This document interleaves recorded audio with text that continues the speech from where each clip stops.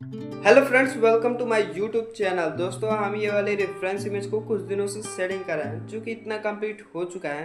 तो चलिए दोस्तों, हम इसके आगे सेटिंग करते हैं। दोस्तों, इसके पहले हमने दो वीडियो अपलोड कर चुका है, जो कि एक आउटलाइन ट्यूटोरियल है और एक सेटिंग का। लिंक डिस्क्रिप्शन में है, आप सभी चेक करके देख लीजिएगा। तो चलिए दोस्तों, हम इस सेटिंग को कंटिन्यू रखते हैं और आप सभी इस वीडियो को स्किप मत करिएगा, नहीं तो आपको सेटिंग समझ में नहीं आएगा। हम स्टेप बाय स्टेप सेटिंग करने वाले हैं। तो चलिए दोस्तों, हम कंटिन्यू रखते हैं इस वीडियो को।